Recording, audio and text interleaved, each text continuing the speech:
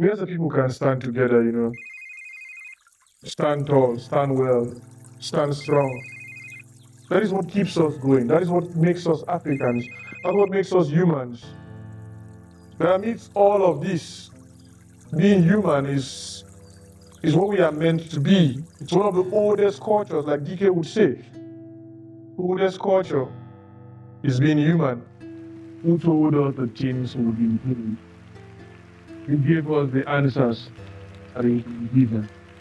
Who told us that this thing is a bad thing? Who told us that being together, living as brothers, is a bad thing? Who told us that the African Union cannot succeed?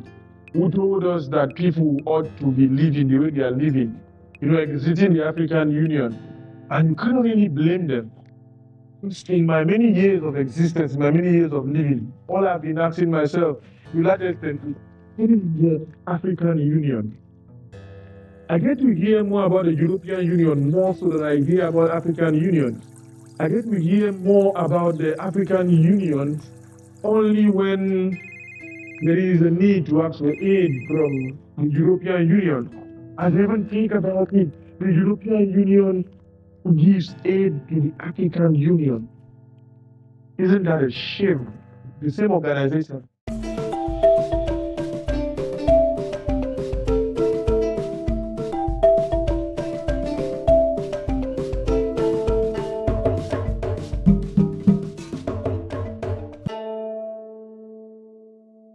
What were you told about the Igbos? What were you told about the Hausa? What were you told about the Yorubas? What were you told about the Efik people? What were you told about people from Obodokara? What were you told about people from Anan? What were you told about people from Ogwashimuku? What were you told about people from Anioma? What were you told about people from Enuani? What were you told about people from Buki? What were you told about people from Ogoja? What were you told about people from Hausa? Or people who are Hausas? What were you told about Fulanis? What were you told about people from Ibadan? What were you told about people from Medugri? What were you told about people from Castina? What were you told about people from these regions? And what were you told about yourself? What were you told about your own history? How much of your history can you remember? And how much of the information or the data you now have is actually true? How much of them are born out of bias? How much of them are born out of different superstitious beliefs here and there, left, front, back, center, right? Only God knows how long and how much. How much of you do you know? And in all of this, what I'm just trying to ask and what I'm trying to find out is how much of yourself do you know? How much of yourself, how much of your country, how much of your situation will you come to appreciate if you are told the truth about these events? How much of yourself do you know as at the time of watching me talk? How much don't you know, and how willing are you to learn what you've refused to learn or what has not come down to you as the truth of the situation? Do you still go on and move further and move further and go on and on and on with the narrative being peddled by your father who barely was cosmopolitan, or who even at the moment is not even cosmopolitan, or yourself even who is not cosmopolitan, or your family members who at the moment still are not cosmopolitan? And even if you're not cosmopolitan enough when it comes to physical travels and the real events of cosmopolitanism as it concerns the moving forward and backwards and all that, how much do you need to indeed tell yourself that, you know what, I need to give myself time and I need to do myself a favor by actually sitting down to want to learn actually what needs to be learned to enable me live in peace with the next person, to enable me live in harmony and in goodness and in with all the favor that I need to come to terms with the next person. And I ask these many questions, over a span of 3-4 minutes now, and kind of like draw your attention for you to get to see that the many biases we get to share, the many tribal sentiments we get to hold on to, the many proclivities we get to, hold on to ourselves and or draw to ourselves or drag to ourselves as stuffs born out of things to a large extent I cannot even understand and the likes of that. And why I say all of this is because if you look around us as a people, you look around us as a nation, and you look around we as a continent and to the generality of our lives as global citizens or as political animals and the likes of that, you come to see a trend that we we shouldn't be encouraging now into the future. That trend is a trend that has to do with the ways in which we come to look at ourselves, and we come to look at our lives, and we come to look at the ways in which we do things, and the ways in which we come to accept our faith, and the ways we come to accept our lives down here, the ways we come to accept the things we shouldn't be accepting, the ways in which we come to accept the events that ought not to be so, and the ways we come to accept our confusions, and the ways we come to accept our problems as the truth. And I say this with all confidence because I've lived long enough to see Nigeria and to see the continent of Africa go through too many wars and too many conflicts and too many obstacles. When you are abroad, you're faced with this tag of Nigerians being scammers and being fraudsters and being people who want to exploit people and who want to take the generality of people's generosity for granted and all that. Why this has its own bearing, and there are elements and levels of truth to them, but when you now put them on a pedestal and you now make them to become the only thing, and to become the thing and the thing alone to become the only way to go on in this our beloved world, it leaves me asking too many questions I don't even want to begin to ask. It leaves me asking how far we need to still go before we tell ourselves, we as a people can save ourselves, we as a people can help ourselves, we as a people can stand for ourselves and can stand strong and can stand tall and can stand well and can stand firm and can stand together as a people, as opposed to the different myths and the different situations and the different stories we've come to consume, the different stories that have seen to it that we are not these people who ought to be together. We are not these people who ought to stand together and stand strong and stand tall. And I say this with so much sadness in my heart because the stories we've come to tell ourselves, the stories we've allowed ourselves to be told, are stories that have killed many people. The stories that have seen to people dying, stories that have seen people maimed, people broken, people shattered, people left confused, people left with no homes, people left with no partners, people left with no wives and husbands and children, because people who think they have the moral, ethnical responsibility to cleanse other people have gone on to indeed do that, and in places where it doesn't also even tick. We've seen the deaths and the sorrows of many people, many a sorrow preventable, unnecessary to even start with, pain that shouldn't be, confusion that shouldn't even be acknowledged, or even be left to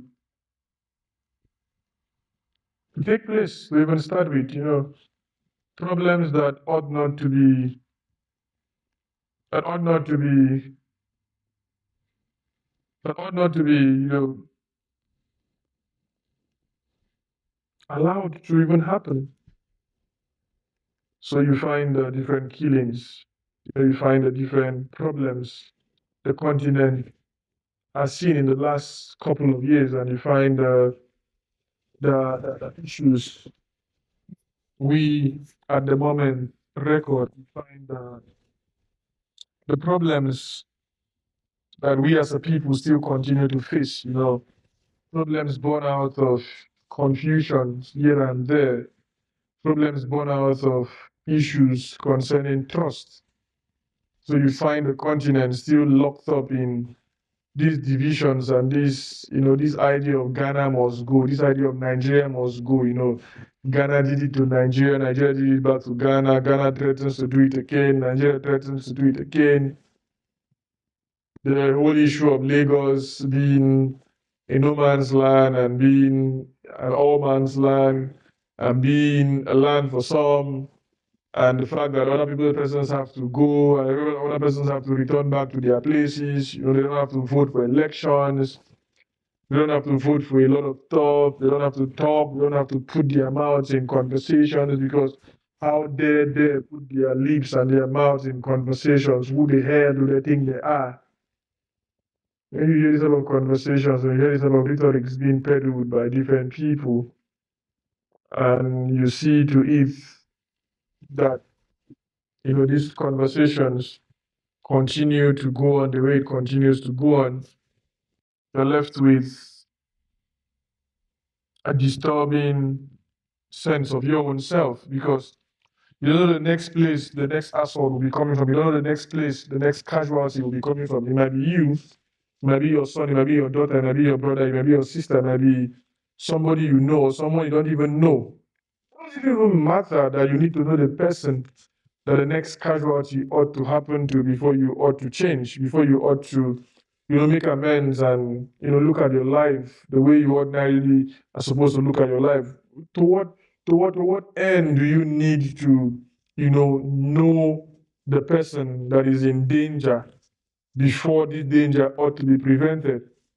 To what extent do you need to know the problems on ground before you start acting, and acting well also? Isn't it enough that you just ought to know that people are dying and people are being killed? Isn't it enough for you to know that problems are there and problems ought to be solved? Isn't it enough for you to know that there are issues and issues ought to be looked at and ought to be looked into? Isn't it enough? Isn't it enough for you already to look at your life and look at your life well and say, you know what? Why are we killing ourselves? To what end? What is the importance of tribalism? What is the importance of nepotism? What is the importance of the different problems we tend to create for ourselves? If evolution is anything to go by, and if archaeological findings are anything to go by, we ought to trace ourselves in and about the continent of Africa. And if that's the case, what the hell is racism? What the hell? What in Christ's name? What in Muhammad's name is racism? What in Buddha's name? What is in the different religious figure names out there is racism?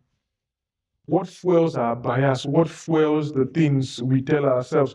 What fuels the discontent we have in our hearts? What is bringing about the fears we as a people tend to hold on to the extent whereby we can, maim a people, generate fear within our heart, become so angry within our soul, become so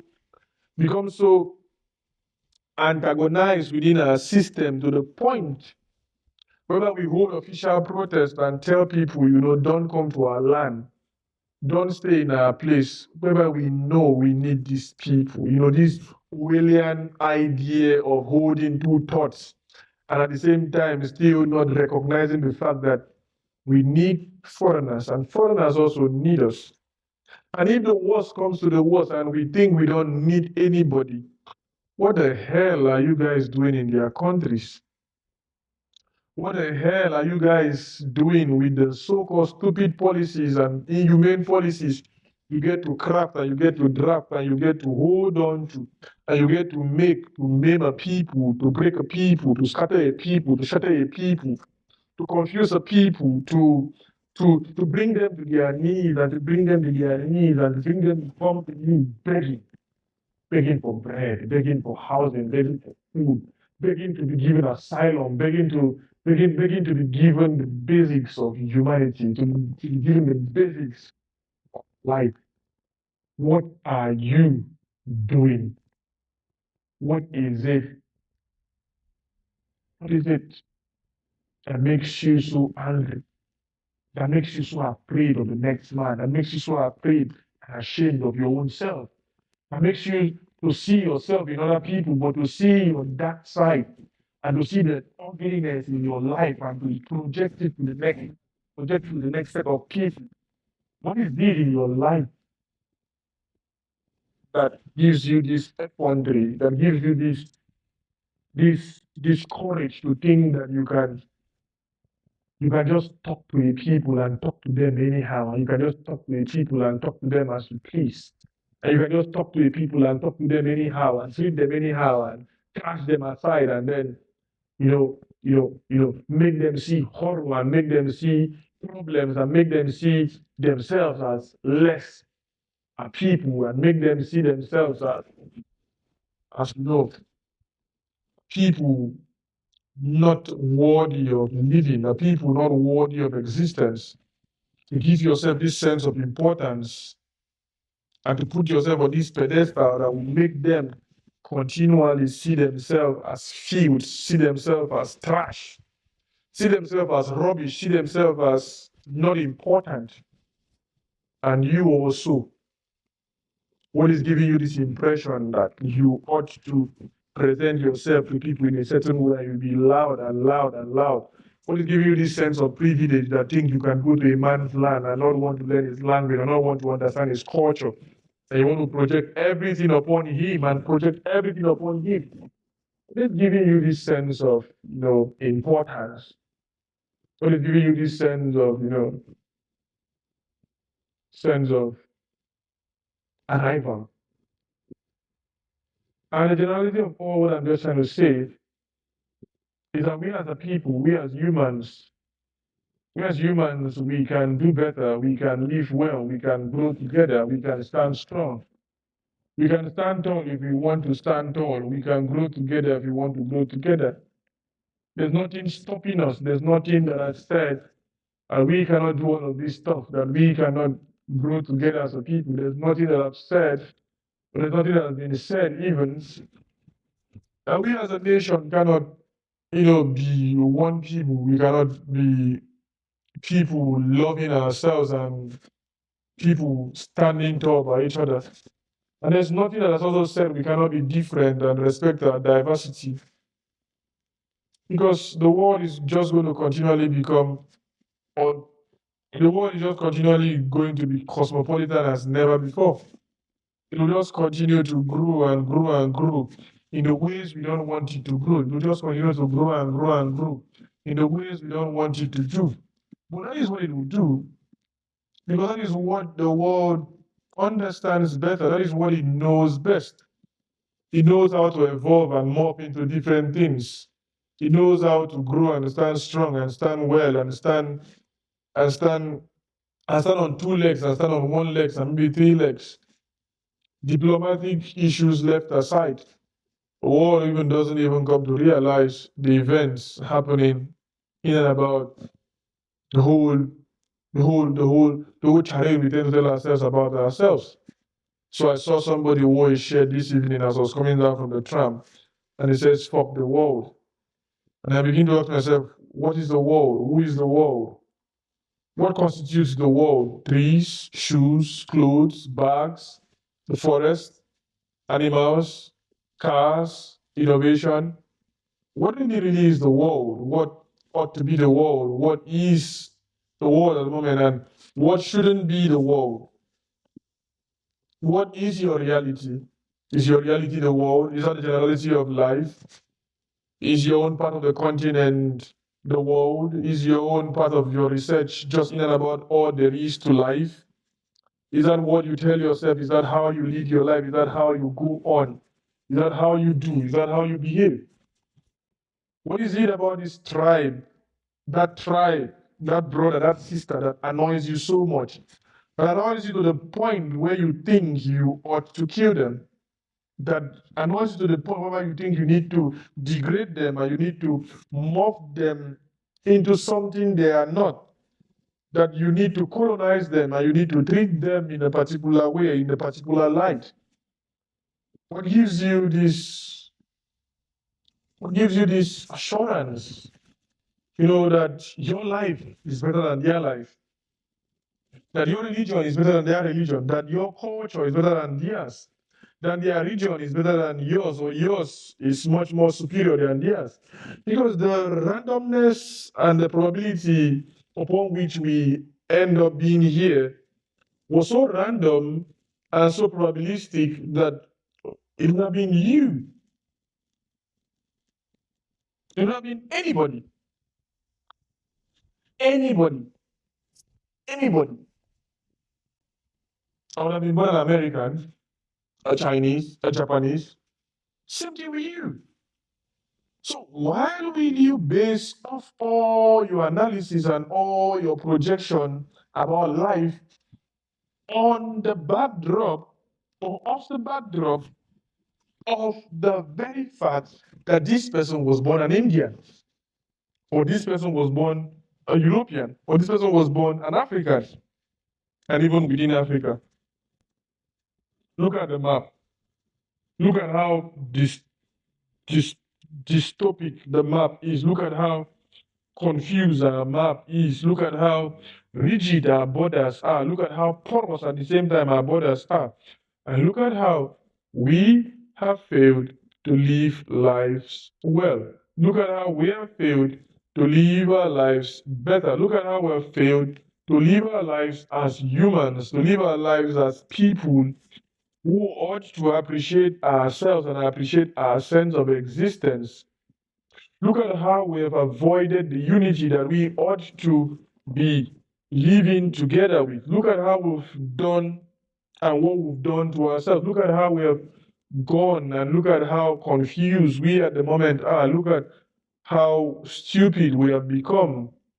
And look at how dependent we've become by on the Chinese and the Americans and the Italians and the Russians and the Europeans and the so-called Westerners than we are with ourselves. Look at the potentialities that can be actualized in Ghana in relation to Nigeria, in relation to Togo, in relation with Benin, in relation with Benin, in relation with Senegal, in relation with South Africa, in relation with Kenya, in relation with Congo, in relation with Rwanda, in relation with the different countries that make up our continent. Look at all of these. Look at all of this.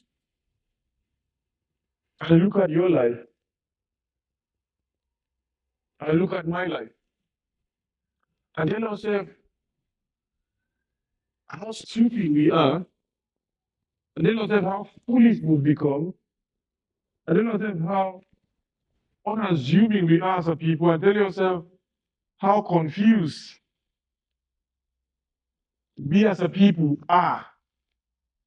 Up to the point where we cannot face our fears. We cannot face our problems without blaming the next person. So that Tanzania is so landlocked and so close to Nigeria, but so very close and in business with the Asian continent. So that Libya, Morocco, Egypt is in business and in diplomatic relations, serious one,